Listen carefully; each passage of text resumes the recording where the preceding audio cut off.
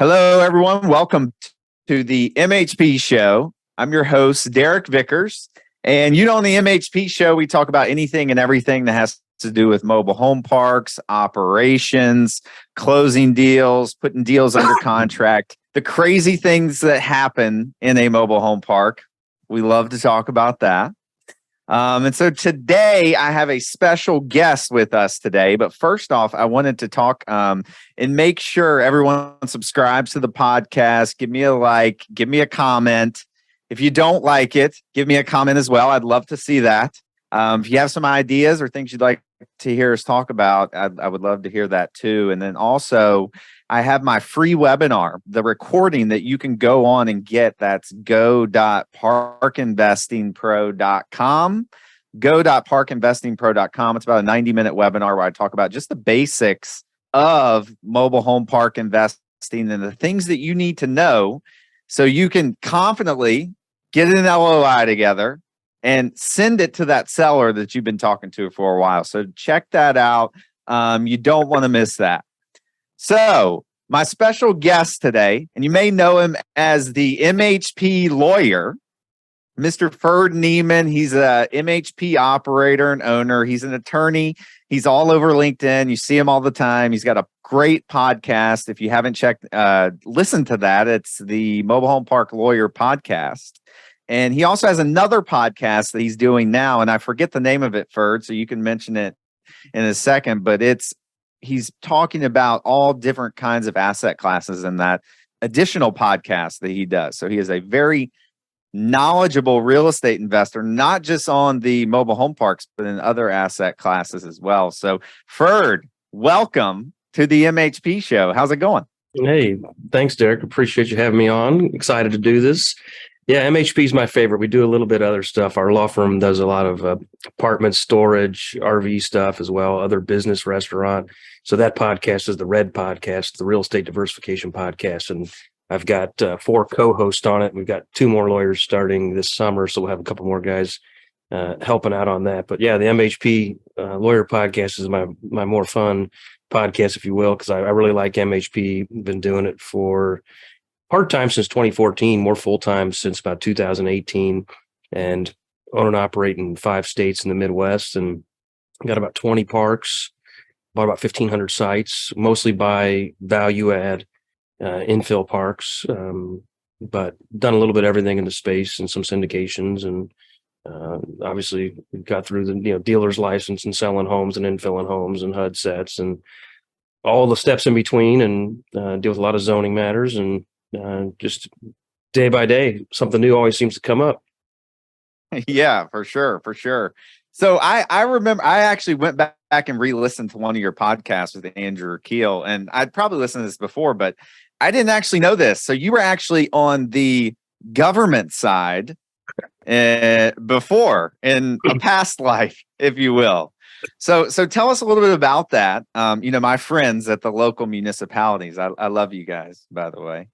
So just tell me how you got there and then how that led to actually into real estate investing in mobile home parks. Yeah, well, I was coming out of graduate school. I got my MBA and my undergrad degrees at Rockhurst University in Kansas City, and decided to get into government because there was opportunity to grow. The guy that pitched me on it said, there's a culture of mediocrity. So if you're a star, you're going to grow faster. Instead of going to Sprint, which is a big company in Kansas City, now T-Mobile, you could be an accountant. I had an accounting degree. Like, you could be an accountant at Sprint, and in 2 years you could be accountant 1, and then you could be accountant 2. And if you got promoted, you could be assistant director of accounting, and one day director of accounting, and maybe one day vice president of finance, and maybe one day, 35 years from now, you become CFO. And he's like, that's just the corporate ladder. It's like, but if you come here, you get involved in, and I started as a tax incentive and financial analyst on real estate projects, mostly with complex tax incentives. You can move up the ladder, and I worked on the administration. I can move in different departments. That's what I did. I was a tax analyst, and then I moved over to government affairs. I became the deputy director of government affairs. Then I became the director of economic development. Then I became the director of assessment, which is the county appraiser. And I was promoted 4 or 5 times in 4 or 5 years, and I was going to law school part-time during that process. And then it took me an extra year to graduate law school. And then I got out of law school, went and worked at a boutique real estate firm, kind of one of the bigger real estate firms in Kansas City, did development, zoning, municipal work. But when I was at Jackson County government, got to touch mass transit projects, privatizing a jail, something we looked at all kinds of economic development and real estate projects, other internal government and finance related things. It was a decent amount of fun, but it wasn't where I wanted to be forever. And I think I got most of it. What I learned, what I could learn there, I learned in 5 years. So I was happy to, get out of there and go on the private side of law. And then from there, I did real estate development, mostly retail development. And then I was doing MH on the side, and then mostly been doing MH the last 4 or 5 years. Still got some other investments in other asset classes, represent some clients in other asset classes, but very MH heavy. But I got into real estate as a private investor because my first role as a tax incentive analyst, I was underwriting and really poking holes at developer deals for, mixed use, a lot of tax incentive retail power centers, downtown type shopping districts and mixed use. And I saw the yield, the IRR and such that the developers are making, and I was kind of underwhelmed with it because I was doing single family buy and hold, single family flips on the side. And, I was making 25, 30% yield. I thought it was pretty good. Well, it was easy to turn, somewhat easy, right? To turn 10,000 into 13,000. Well, I wanted to see these guys were trying, so these guys could only turn 10 million into 11 million. So, okay, well, I don't have 10 million. So what can I do that's more scalable than single family? And I looked at apartments. The economies of scale of, one roof for 64 doors, shared amenities, things like that, shared management. The problem I found was it was super competitive because people who were better financed than me, better capitalized and more sophisticated had already come into that space. So it was really competitive. So I ended up looking at items that have the lowest expense ratio, and I determined them to be self-storage and mobile home parks. So those are what I first started to pursue. And then I really narrowed it down to MHP and never did buy apartments. I've got some apartment investments as a limited partner, but I've never operated apartments. And I don't think I ever will at this point. I think I'll just stay in my lane and try to stay out of trouble. Yeah. And it's interesting you say that because kind of how I found MH as well, because I was actually looking to get into real estate investing. I started looking at apartments and underwriting apartments. And here in Central Florida, if you're buying a complex that's over 50 doors, because I wanted economies of scale as well, it's, 250 grand a door, 200 grand a door. like it's crazy. Right. And so when I found MH, it was like, okay, I can actually get those economies of scale at a smaller barrier to entry. And that was attractive to me. So, so your first park, so when did you so tell us about that first park, like when you bought it, what was it like? Was it what you expected, or what unexpected things kind of came up that you're like, okay, this is a little bit more difficult than I had thought. So tell us about that first part. Yeah, I probably didn't go in as eyes wide open as I should have. I ended up going to the Frank and Dave boot camp like most of us, but I did later. I'd already owned 3 parks, so I didn't have the luxury of those skills, and I didn't have a law degree at that point either.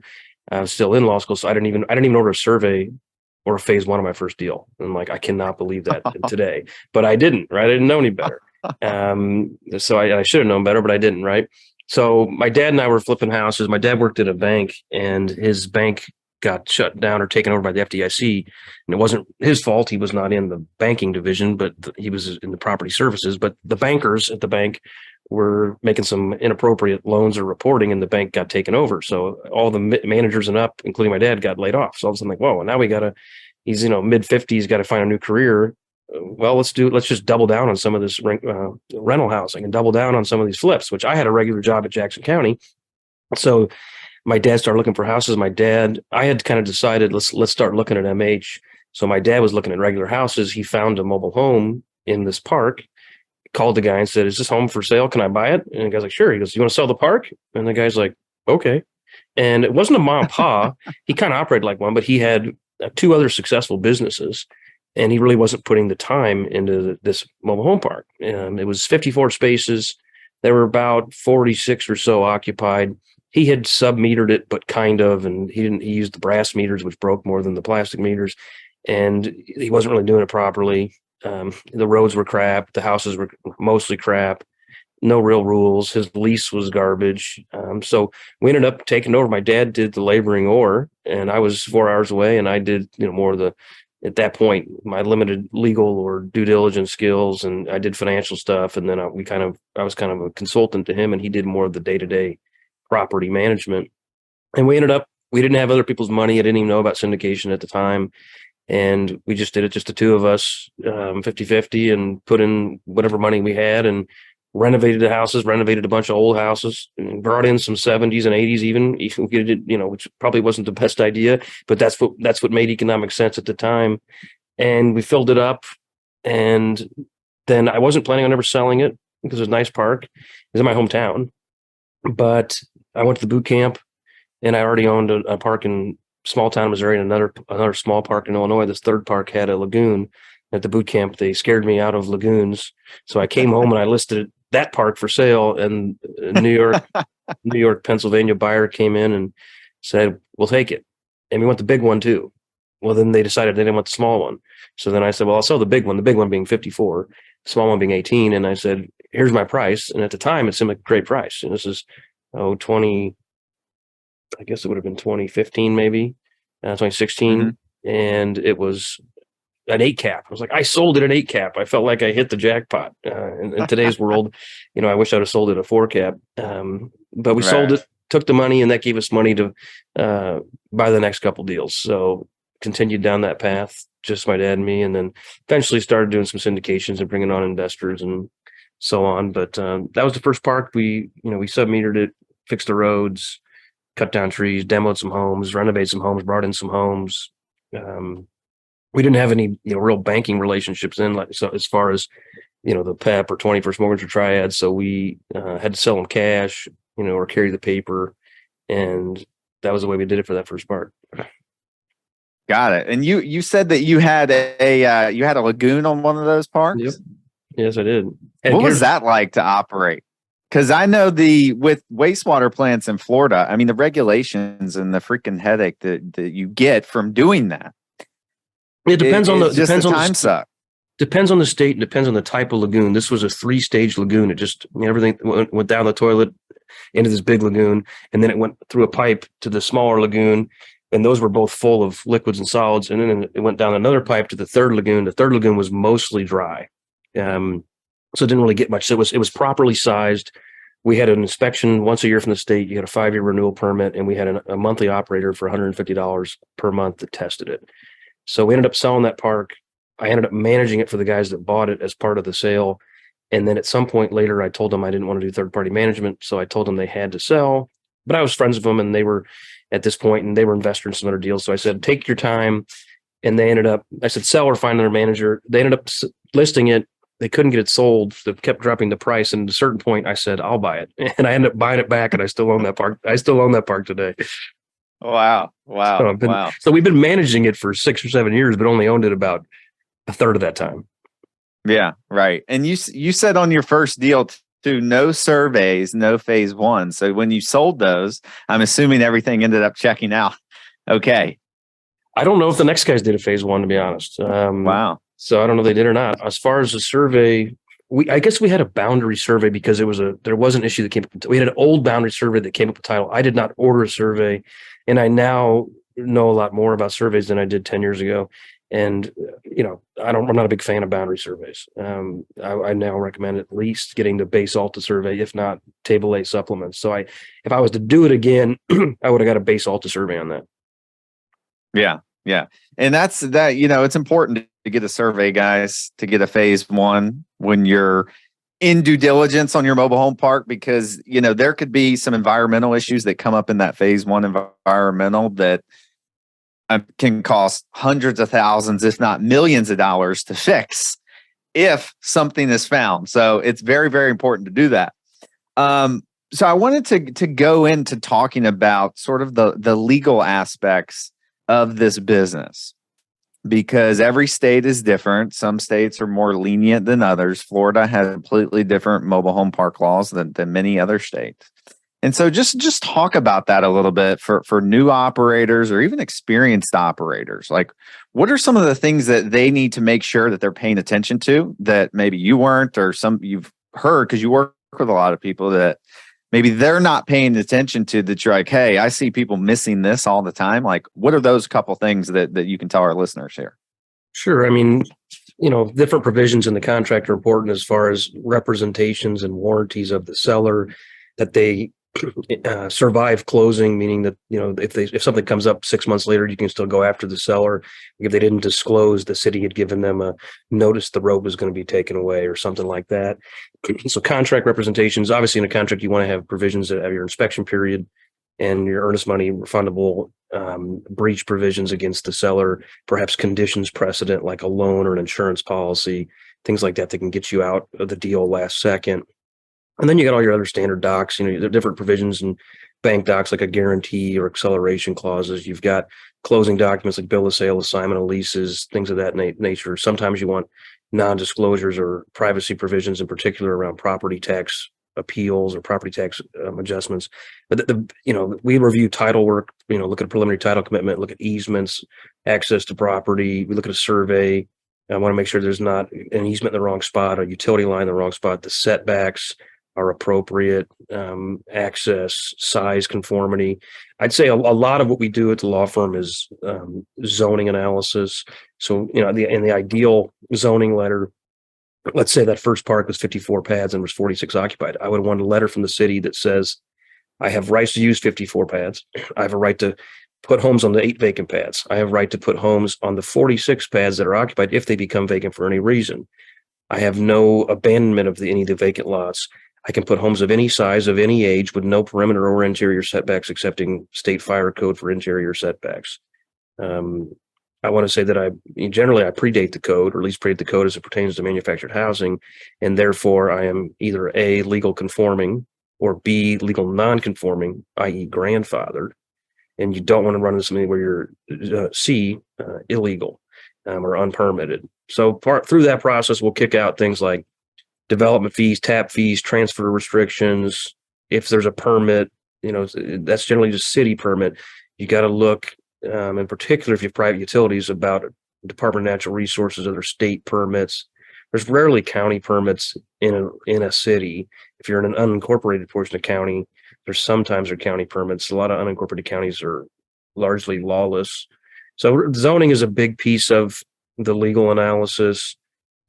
If you get into more complicated transactions like a CMBS or bridge loan or something like that, there's going to be a whole slew of bank provisions and bank processes. And then if you get into the more complicated, syndications and tenant in commons and drop swaps and, all that 1031 fun, there's a whole another layer of complexity. But just for the beginners, it's mostly, a decent LOI. I like binding LOI, then a decent contract. And then just the transfer documents, assignment of leases, bill of sale. If you've got a seller finance doc, then a mortgage or deed of trust and a promissory note. But the biggest one that people miss is zoning and title. I mean, I have a guy that he hired us and he bought like 40 parks in the previous 2 quarters. And he called me for a Missouri lease. He's like, "Oh, you do Missouri, right?" No, yeah. He goes, "Can I get a lease in Missouri?" "Yeah, I got one." And then I said, "Who's doing your contract?" "Oh, we got that." I said, "Who's doing your title review?" He goes, "We do that." I said, are any of you skilled to do that?" He's like, "Why don't you do it?" I said, "Okay, can you give me a survey?" He goes, "Oh, we don't do surveys. They're too expensive." I said, "Okay, well, your legal review on the title and survey is going to be really inexpensive, but I can't guarantee that it's going to save you from a problem." So that's a big mistake people make, is they don't review title. So those are the big ones from a legal standpoint. Yeah. And guys, I'll tell you, it is very important to get title reviewed, and that's why you hire attorneys. You don't have to know everything about it. You don't have to be an expert at title. That's why we bring on people like Ferd and his firm, or any other law firm that you may use to do that work for you, so you don't have to do it. Now, from a management perspective, so how is your management structure now? What does that look like now? So it depends on the size of the park and the business plan on the park. If we have a park that has infill, then we're generally going to want a full-time community manager dedicated to just that one park. If we've got a park that has only a small number of pads, so say like I have a 20 pad park in Des Moines, I have no manager. My regional manager didn't even visit the park for the first year. It was so easy to run. We have a part-time greeter called a park greeter that we pay basically $150 a month to be eyes and ears. And then if we have homes that need to be renovated, we'll typically send crews from out of town, because with only a couple of rental houses, we can't afford a full-time maintenance person. So from a management strategy perspective, that park, it was 17 occupied pads with 5 of the homes being vacant that were park owned. We did not rent them. We said from the beginning, we're only selling these. And we had a ton of people who want to rent them, which is in a really good submarket in Des Moines, right next to McMansion neighborhood and a good part of town. People are like, I want to rent. Like, we're not renting them. Why? Because we can't maintain them. Because if the toilet leaks, I got to call a plumber for $150 an hour, $400 on Saturday. Versus my park here in Belton, Missouri, in Kansas City, I've got 35 rental houses and 93 sites. Well, with 35 rental houses, there's always one that has a repair. There's always one that needs to be renovated. So I got 2 maintenance guys that are over there all the time. Well, I can afford to pay them because I got so much top line revenue, and I got enough work to keep them busy. So that strategy will include more rentals. So that's part of it. So small parks, limited staff; big parks, full-time staff. If we have lots of rentals, we like to have full-time maintenance. We try to do almost everything in-house where we can afford it. It's like we build our own decks, do our own skirting. We have to hire out like installing HVAC to licensed HVAC guys. We do our own sub-metering. We'll do our own landscape and fencing and things of that sort. But we generally will outsource snow removal, outsource infill and transport. And we'll find the homes and oversee the infill, but we'll hire unrelated licensed third-party drivers and installers. We have our own dealer's license, which most people will need for getting back-end financing. So that's right. We have accounting here in Kansas City. Everybody uses auto pay on Rent Manager. So we don't have, we used to have paper checks. That was kind of a nuisance. So overall, we do that. And if, where possible, we sometimes, like in Illinois, I had a regional manager that oversaw 5 parks, but there was no managers in the parks. There were little greeters here and there. So that person, she was, her role is drive around a lot and babysit the parks. And then we have crews and labor crews and for remodels in a couple locations, and they go on the road a lot. Yeah, right. And that's sort of similar to your last example that you gave. And we have our stuff in Florida here is sort of clustered. So we'll have one regional property manager that oversees, like in Tampa, we have a cluster. It's about probably 400 lots within, a 5-mile radius, 3-mile radius. And most of them are really close. So that manager just kind of pokes around between all those parks on a daily basis. So you mentioned something that you have. Is that a park? You said you have 35 rental homes in there? Yeah. Got it. And what made you say, hey, did you buy that one and it was a park-owned home model, or did you bring in new homes and start renting them out, or how did that work? It was a mix. It had 22 occupied residents at the time. Of those, probably 10 were park-owned homes, and I had about 8 or 10 vacant park-owned homes, and I had to infill about 65 homes, most of which we did new. We did 5 or 6 used, 58 or 59 new, and I wanted 93 spots plus some expansion ground, and I had to get the ratio below 35% in order to get on Fannie Mae refinance. So I had to get them below 32. Once I got the loan, if one goes belly up or I got to buy it back from the bank, well, then I can rent it or sell it because the loan's already in place. So that was my target, was I knew I could fill them more quickly with rentals. So we would rent lots that were harder to sell. So some lots were smaller, so I only could have like a 2-bed, 2-bath. But if it's a brand new home, it's almost as expensive as a 3-bed, 2-bath, which made it unrealistic to sell the 2-bed. So I would rent those. The double wides everybody wanted, so I'd put double wides on the corner lots, and then I would try to sell only on those units. So that, because then I'm like, I'll wait an extra 3. I basically can rent a house in a week. You can sell a house in 6 to 8 weeks.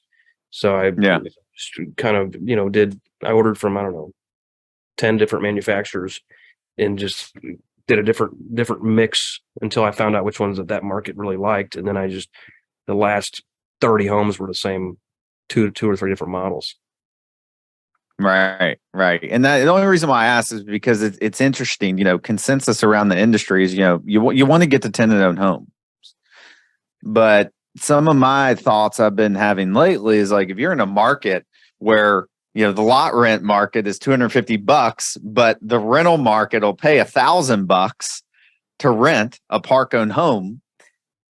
That's a decision that you have to make. No, you're not going to be able to go to agency financing with that, but that delta there is big enough to definitely bring up the conversation of whether you're going to keep those park-owned or not.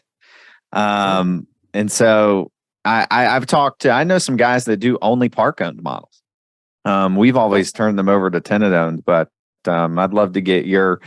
Has that been a conversation with you and looking at new parks and like, hey, we might as well just keep all these park-owned if it's worth it? We generally try to sell two, rent one if we're going to have rentals in that market, and if we're not going to have rentals in that market, we'll be like sell one, rent zero, repeat.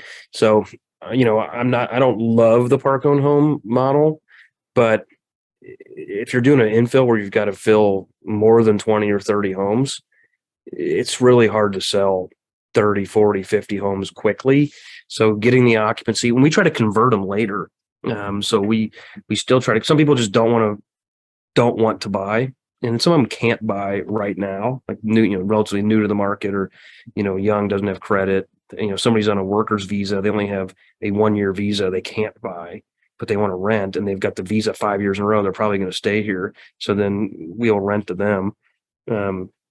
We price all the homes. If we're accepting rentals in that market, we price all the homes for rent and for sale. So each home is both. We just price them in a manner that induces the purchase. We require a double security deposit for all rentals. So that alleviates some of that pain. So if we're renting it for $1,000, it's like you need $3,000 to get in the door. No exceptions. So if it's cost you $4,000 to buy it, you're like, hey, can you come up with the extra $1,000? And then you might as well lower your payments $125 and build equity. So that's kind of how we price them.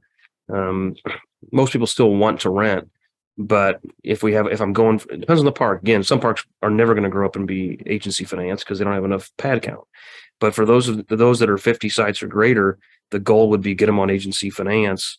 So we will restrict the manager, be like, okay, you've rented 5 in a row. You can't rent any of the next 3. So that's where I would get strategic and say, this double wide is for sale only. Normally they have both prices, but if I'm trying to back into that 35 or less ratio, it's like, this one is sale only, this one is sale only, these others are rent or sale. And if you got 2 that are sale only and you got 3 that are either, and the manager sells the first 3, I'll say, oh, well, now you can rent one of these other 2. And we just got to continually watch the ratio. Right. And then when you guys are selling homes, are you guys using 21st, or are you guys are people buying them cash, or how's that? Any combination. I mean, we sell a lot through 21st. We use Performance Equity Partners a lot. I've done some from Triad and Vanderbilt. Those are harder in my markets. Those are hard to get approved. So they generally need 700 credit score. That's pretty high. Some people pay cash. In a couple of markets, there's local credit unions that'll finance them. But those are pretty rare. The problems with the credit unions are they want to do a 7 to 10 year loan, and that makes the payments too high for most people, versus those other lenders will go, 10, 12, 15, 20, 23. So it's a lot easier to sell a home with a 20-year payment than a 7-year payment. Right. Cool. Well, moving on to the next thing I wanted to talk about here. So, we're in this crazy business of mobile home parks.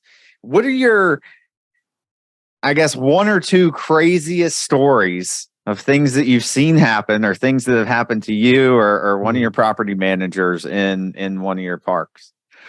No, I don't know. There's lots of crazy stories. On one park I had, this wasn't me, it was my manager that did this, but he was doing a showing, and he had a customer, and he walks through the house and he shows him the master bedroom and shows him the living room and shows him the kitchen, and he goes in the next bedroom, and he wanted to show them that it had large closets like the other bedroom, and he opens the closet door, and there was a man just standing there looking at him. Some homeless guy was just there, and he's like, I said, what'd you do? Did you freak out? He goes, I told him he had to leave, so I had him get in my car, and I drove him off the property. And he escorted the guy off the property. So like that kind of thing. We've had a couple of bad, criminal incidents that I won't get into too much here, but had some of that. We've had people that their whole house is just full of junk, I had a guy that he had Mhm. 3 motorcycles in his master bedroom. We eventually evicted him. We went to demo the house. He had filled the entire house with crap. There was no furniture. He must have slept up against the pile of dirty clothes on the wall. And underneath the home, he had filled it like a storage bin. Every inch underneath the home, between the piers, everything was just full of stuff.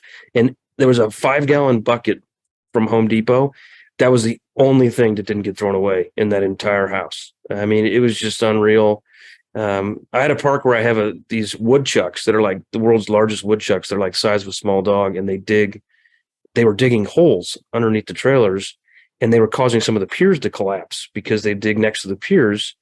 And one of them had 3 legs. So this big, big animal would run around with 3 legs and demolish our trailers. Wow. So that's some of them. And we got all the other crazy people. We had people run down the street naked during daylight, take a crap in the street, and then just run off. And you're like, Wow. those are some serious drugs. So those are just a few of them. But, Yeah. We could go on and on for hours about that. So if you could go back, because I know, now looking where I'm at today in this business, I'm like, man, I should have done this when I started. I should have done this. I screwed this up. So what are those, 2 or 3 things that if you could go back to Ferd before you bought your first park, what are those couple things that you tell yourself that you know now? Well, I probably would have just focused more time on it early on. I mean, I was aware of the industry and started buying in 14 before it was cool. I just bought one a year for the first 4 or 5 years. So I didn't really push, and that was because I was doing it with my own money. I wish I would have, syndicated earlier. Now, I don't know if I would have gotten taken advantage of by, a limited partner, or if I would have been able to raise the money, hindsight's 2020, but I could have grown faster because I could have used other people's money. And then on my first syndication, I didn't have additional hurdles in there. I got a 35% cut. The LPs got a 65, and the deal just crushed it. And I probably left $1 million on the table, where I could have said, I get 35 after a 25 IRR, I get 75. And they would have been like, okay, whatever, after 25 IRR, that's not going to happen. And the deal hit like a 90 IRR. And wow. I left $1 million on the table, maybe more. Yeah. I still made a good chunk of change on it, but that's a lesson learned. I don't know. Rural markets has got to be selective on what kind of homes you bring in, because I've had it happen in rural markets where you get upside down the house. I'm like, okay, I spent 40. I can only sell it for 25. Oh crap. So then you got to focus on finding homes you can sell for 25. Well, means you got to buy them real cheap, and you can't buy new homes. So then you got to just adjust your strategy there, and then rent more homes, or just infill slower. I've tried to do pretty aggressive infill. The other thing that someone's out of your hand, I wish I would have earlier on found a transporter and like put some guy through truck driver school or something, so that he would already been available for us, because that's been a challenge, is finding truck drivers and installers, especially in markets where we don't have a ton. If we like, hey, I need 5 infill, they're like, yeah, we don't care about you. You only have 5. We want, the guy down the street has 500. So that was an unanticipated challenge. It was like, I figured just call up a vendor, and just, hey, I'll pay you your fee. And they're like, yeah, we're booked out for 10 months. It's like, okay, well, I can't go chase homes when I got to park it there for 10 months. Yeah. So and that's everybody's got that problem. I had the same thing I'm like, oh, okay, we got some vacant lots here. So this was the second park we bought, and the guy was demoing his park across the street, and he had a bunch of used homes. And I'm like, okay, we'll just bring them across the street. It's literally 1/8 of a mile.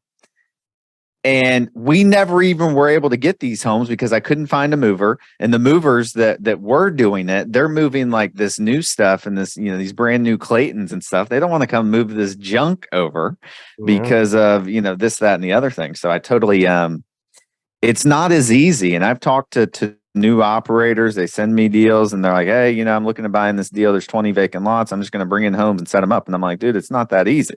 Right. Like, I was on the phone with a mover today, and it's just, the dude is, look, he's going to get this home move for us, but he's just so disorganized, and you got to deal with him. You got to babysit these guys. It's, it's not as easy as people think. Agreed. But I wanted to ask you too, because one other thing, because you mentioned rural markets. What is your, like, would you buy in a rural market today? Yeah, I mean, I will. I mean, just got to be smart about it. I mean, I'm under contract on 2 rural market parks right now. But there's a rural. What does it mean, right? What's the definition? Well, it depends, right? So, the standard stuff that we all learn as far as, what's the 3-bedroom rents of the apartments? What is the single family house? What's the population trend? What are the demographics? What are the key employers? How close is it to another park? Right? I mean, the parks that I'm under contract on, I can afford to pay the price I'm paying plus probably another 20%. You probably shouldn't pay that same price because you don't have parks nearby. So you're not going to have the same efficiencies. I see a lot of guys buy parks that they can't drive to and they can't fly to. And even if you can fly to it, you're not going to fly to it very often. Let's be honest. So we try to buy parks that are, if they're not all in the same market, that's pretty hard to do. But at least if they're on the way to another park. So, if I had a park in St. Louis, we sold it, but I parked in Kansas City. Well, then I go across. I got one in Marshall. I got one in Columbia. I got another one in Columbia. Now in St. Louis, up to Illinois, over here, and then just kind of make a loop through Des Moines, and then and through 2 directions, you can hit 10 parks. They're not really out of the way. But I see. So it doesn't matter if it's as rural, if you can get to it and babysit it, and if it's close enough. Like I got 4 guys today. I sent to Des Moines. We have 2 homes we just got back. I don't have maintenance in Des Moines. I don't have a manager in Des Moines. So we just had the greeter take pictures, give us a rough state of the condition of the home. And then we sent 4 guys and said, here's a company card, go to Home Depot, come home when they're renovated, but it's close enough, less than 3 hours that I can send the guys there. If this was 10 hours away in an airplane, well, then you're not going to send guys with trucks and tools and, a playground and all that other stuff. So, I had one park in rural Nebraska that was, this was too rural or too hard to get to. We couldn't even get the playground delivered. We ordered it from, I don't know, Chicago or somewhere. They drove there and they give you a window. Like, we'll be there Tuesday or Wednesday. I'm like, whatever, just drop it off. It's in a box. Yeah. They get there and they call us and they said, where's your loading dock? We're like, we have a loading dock. We're a mobile home park. And then they said, well, when this is such a long drive, we have to send a different truck, a big truck, and it doesn't have a lift on it. So you have to have a loading dock.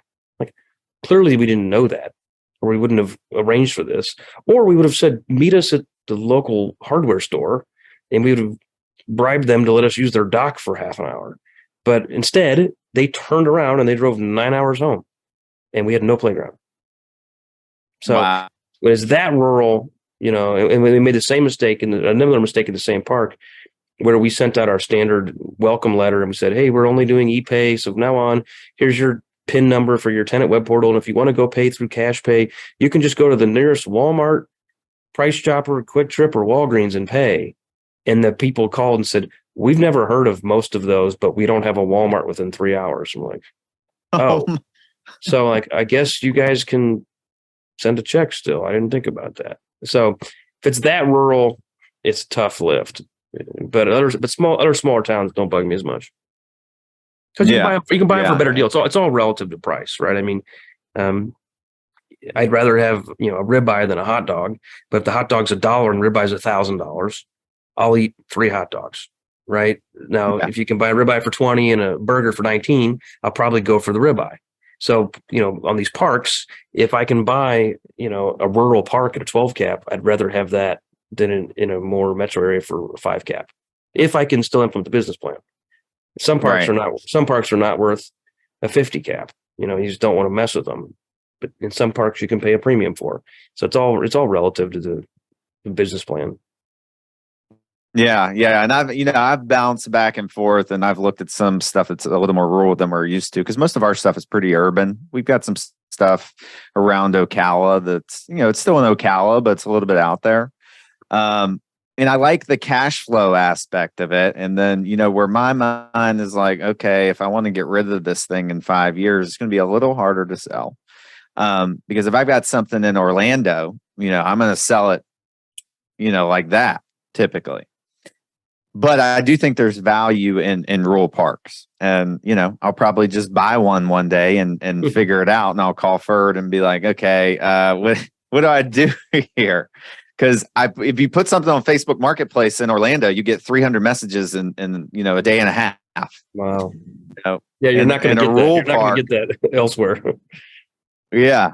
We have a property it's in a market north of Orlando, DeLand, Florida. I don't know if you're familiar with it. It's basically like I guess you could say it's ex-urban Orlando, but not really. It's still a very booming market. We put a home that we got back on Facebook Marketplace, and we had almost 400 messages in a day and a half. Crazy. Wow. Crazy. Well, cool, Ferd. Hey, thank you for coming on. I appreciate you dropping your knowledge. I always enjoy talking to you because you are, you're the mobile home park lawyer. You know a lot more about that stuff than I do, and you do a great job. And if you don't, anybody listening, if you haven't tuned into Ferd's podcast, I think often you drop episodes. Oh, every 1 to 2 weeks, probably. Yeah, I'm up about around 200 episodes or so. Yeah. So check that out. There's tons of knowledge and value in relation to mobile home parks on there. So again, thank you, Ferd. And to everybody listening, look, tune in to the MHP show. We're dropping episodes every week. I'm going to try and keep up with that right now. We'll see if that happens. But thanks, Ferd. And we'll see you guys next week. All right. Thanks, Derek.